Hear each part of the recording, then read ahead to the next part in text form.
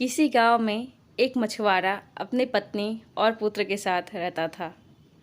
पति और पुत्र रोज समुद्र से मछली पकड़ते और उसे बेचकर किसी तरह गुजारा करते। अचानक एक दिन मछली पकड़ते वक्त जोरदार आंधी आई और उनके नाव को आंधी ने तोड़ डाला। किसी तरह पिता पुत्र अपनी जान बचाकर वहां से निकले और समुद्र के बीच स्थित एक द्वीप पर पहुंच गए। रात हो चुकी थी, दोनों घर नहीं लौटे। मछुआरे की पत्नी बहुत चिंतित होने लगी। वह उन्हें यहाँ वहाँ ढूंढने लगी। रात के समय समुद्र बहुत ही खतरनाक हो जाता है, क्योंकि अंधेरा होने के कारण कहीं से कोई भी प्राणी हमला कर सकता था। और उसने सुन रखा था, रात में जो भी समुद्र में मछली पकड़ने गया है उसे एक चमकीली चीज़ ने मार डाला है। यह सोचकर वह प्रार्थना करने लगी। रात भर वह जगी रही। सुबह वह एक नाव निकाली और चल पड़ी अपने पति और पुत्र को ढूंढने।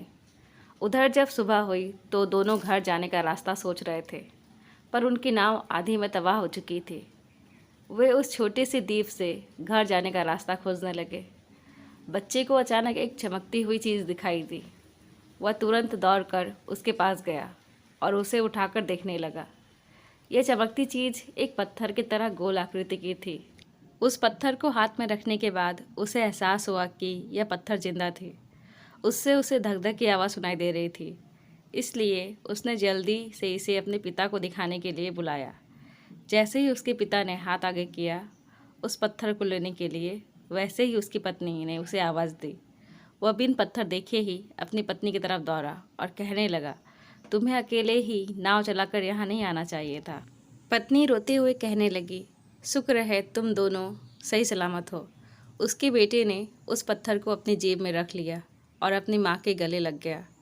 वे सब अब अपने घर लौट आए। बच्चे ने उस सुनहरे चीज़ को एक डब्बे में रख दिया। वे रोज़ की तरह मछली बेचकर अपना गुजारा करने लगे। जब से बच्चे ने उस सुनहरे पत्थर को अपने पास रखा था, तब से ही उसे अजीब अजीब सी आवाज़ सुनाई देने लगी थी। वह स्वतः ही समुद्र किनारे चला जाता। यदि उसे कोई ना देखे तो ना जाने वो कहाँ चला जाए। ऐसे ही कुछ दिन बीता। वह सुनहरा पत्थर हिलने लगा। घर में सभी सो चुके थे। वह पत्थर हिलते हिलते दरवाजे से टकराने लगी। टकराहट की आवाज़ सुनकर बच्चे की नींद खुल गई। बच्चे ने उस चमकते पत्थर को हिलता हुआ देखकर बहुत आश्चर्य में पड़ गया। उसे लगा कि पत्थर शायद बाहर जाना चाहता है, इसलिए उसने दरवाज़ा खोल दिया। दरवाज़ा खुलते ही सुनहरा पत्थर समुद्र की तरफ बढ़ता गया। बच्चे ने भी उसका पीछा किया। वह पत्थर समुद्र में जाकर कहीं विलीन हो गया। दूसरे दिन उस बच्चे ने अपनी माँ को बिन बताए ही समुद्र में उस पत्थर को ढूंढने निकल पड़ा। वह नाव लेकर उस छोटे से द्वीप की ओर बढ़ा जहाँ वह पत्थर उसे मिला था। वह द्वीप पर पहुंचकर पूरे द्वीप में उस पत्थर को ढूंढने लगा, पर उसे पत्थर कहीं नहीं मिला। इसलिए वह शाम होने से पहले ही उस द्वीप से घर आने के लिए निकला। पर बीच समुद्र में ही सूरज डूब गया और शाम हो गई। अब उसे समुद्र खतरनाक दिख रहा था, क्योंकि वह भी समुद्र के खौफनाक कहानी से परिचित था कि कैसे रात के समय एक सुनहरी चीज़ लोगों को निगल जाती है। फिर भी वह हार नहीं माना और तेज़ी से पतवार चलाने लगा। तभी उसे अपनी नाव हिलती हुई महसूस हुई। अचानक उसकी नाव इतनी तेज़ी से हिलने लगी कि वह नाव को नियंत्रण करने में असफल रहा और पानी में जा गिरा। जब उसे होश आया तब वह अपने को किसी चिपचिपे पदार्थ से लिपटा हुआ पाया।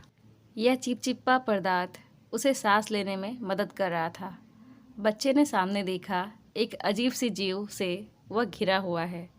वह उन्हें देखकर डर गया।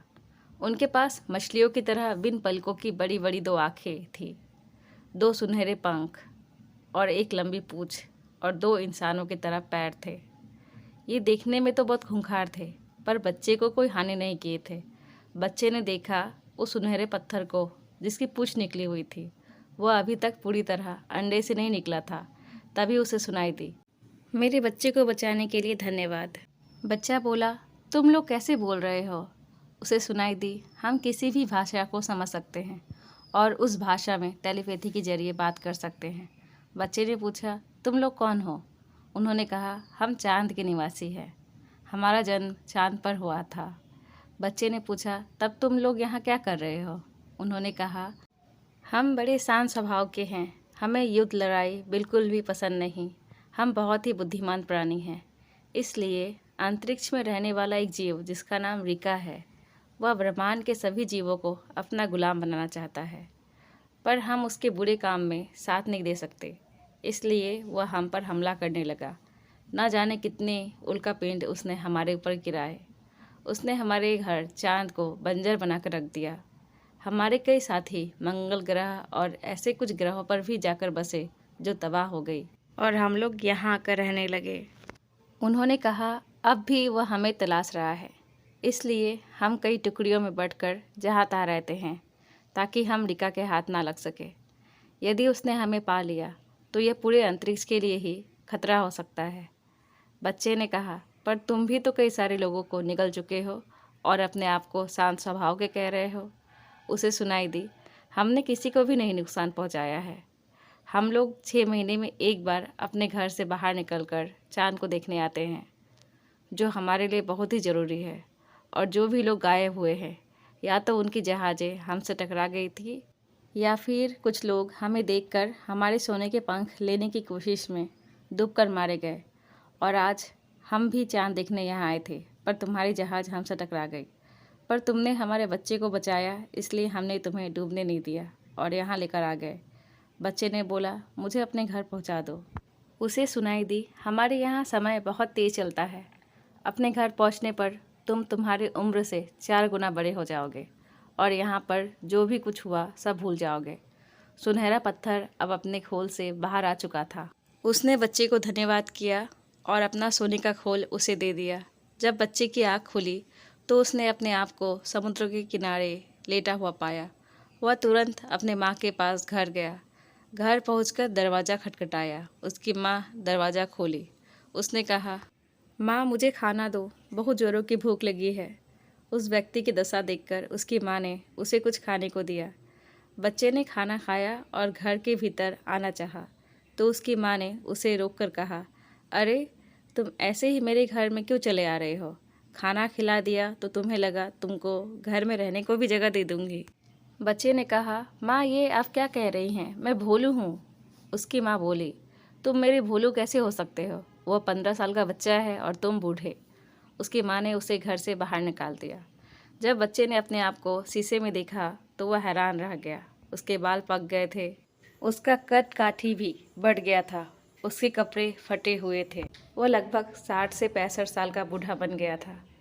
पर वह कुछ ही घंटे पहले ही घर से बाहर निकला था और अचानक उसके साथ ये कैसे हो गया, उसे कुछ भी याद नहीं आ रहा था।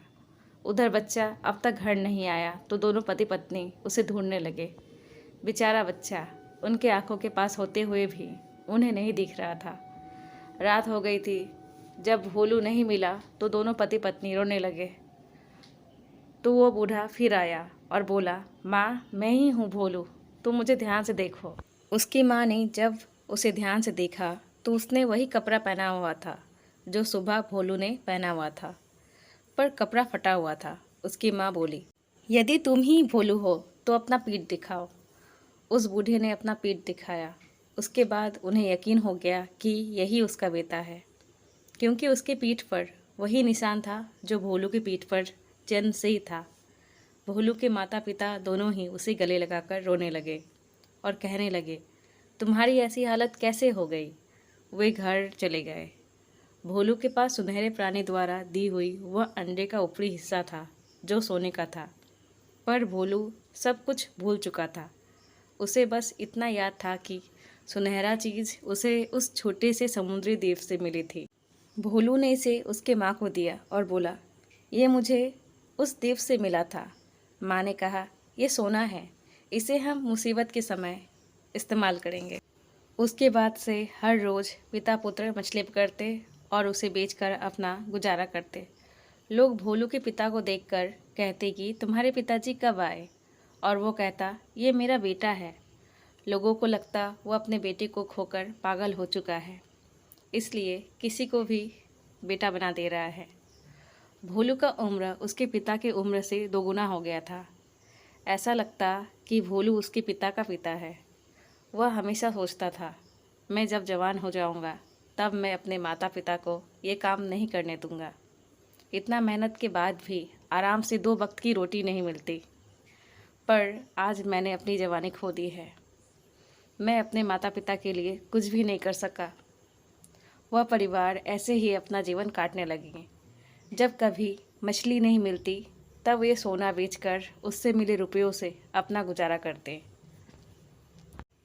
भोलू कभी भी अपने जीवन के उस कुछ घंटों का रहस्य नहीं जान पाया।